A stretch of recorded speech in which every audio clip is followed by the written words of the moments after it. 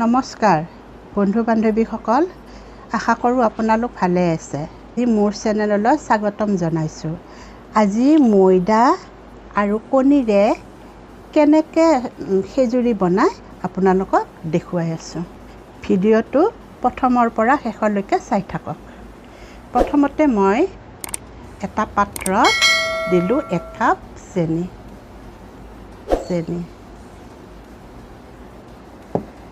তাৰ পিছত মই আপোনালোকক দেখুৱাম 2টা কণীৰে খেজুৰি কেনেকৈ বনায়। এই কণী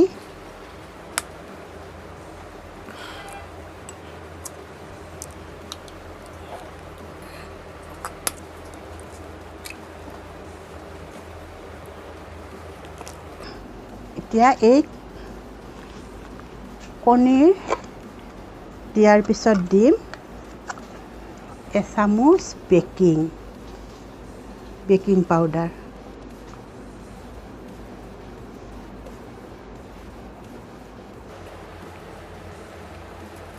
এচামুচ বেকিং পাউডাৰ।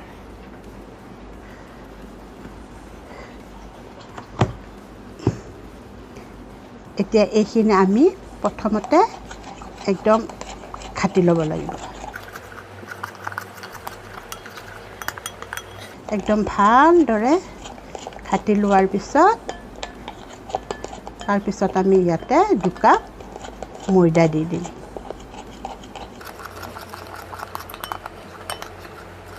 কমতে 10 মিনিট সময় ঘাটিব লাগিব।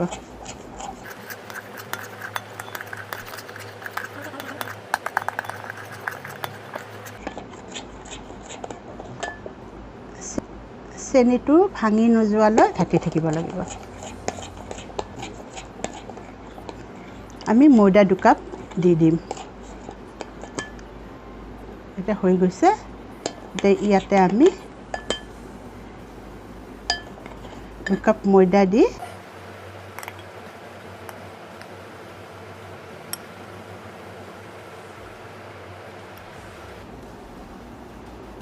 এক কাপ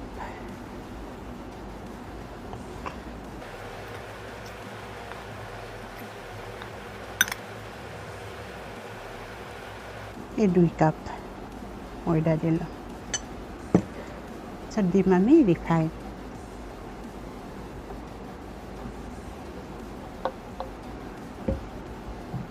এক কাপ অলপ কমাই দিলেই হ'ল।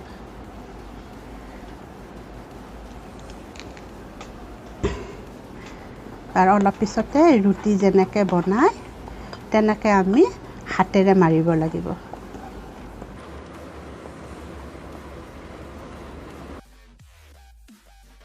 এতিয়া হাতেৰে ৰুটি মাৰাৰ দৰে ভালদৰে মাৰিব লাগিব। ইয়াত কিন্তু পানী দিব নালাগে। এনেকৈ মাৰিব লাগিব আৰু আটা মিক্স কৰিব নোৱাৰি।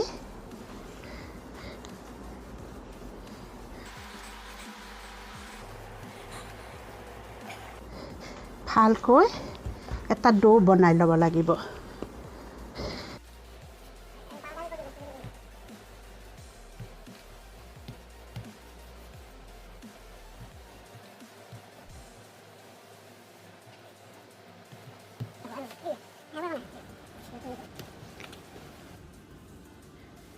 এতিয়া বেলা হৈ গ'ল। এতিয়া ঠিক এনেকুৱা ডাঠ কৰিব লাগিব। এতিয়া আমি কাটিম বৰফি চাইজ কৰি।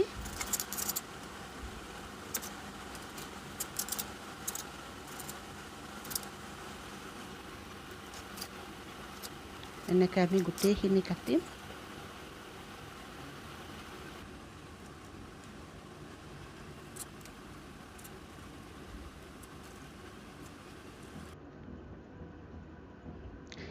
এতিয়া কটা হৈ গ'ল। এতিয়া আমি 10 মিনিট সময় এনেকৈ থৈ দিম।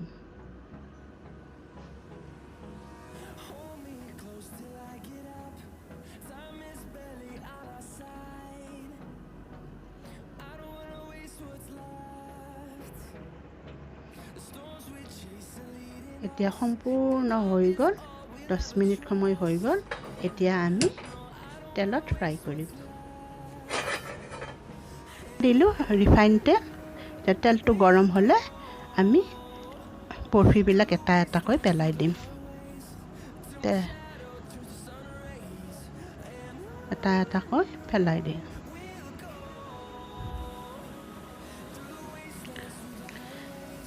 জুইটো মিডিয়াম ৰাখিব তেলটো গৰম হ'লেই হ'ল আৰু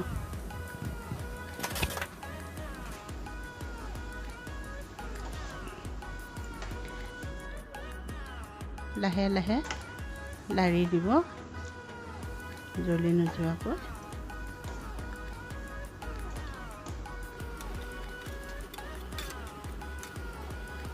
এতিয়া কালাৰটো উঠি আহিছে ব্ৰাউন কালাৰ হৈছে এতিয়া লাহে লাহে বস্তুটো সিজি গৈছে ভিতৰ ফালে এতিয়া মই আকৌ কেঁচাবিলাক আকৌ পেলাই দিলোঁ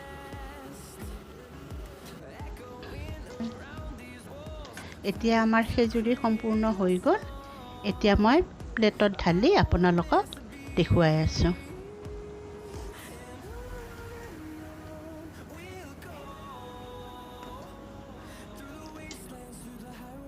এতিয়া সম্পূৰ্ণ হৈ গ'ল খেজুৰি বহুত ধুনীয়া টেষ্টি হৈছে আপোনালোকে ঘৰত এনেকৈ বনাবচোন আৰু খাই চাব মই এটা খেজুৰি আপোনালোকক ভাঙি দেখুৱাই আছোঁ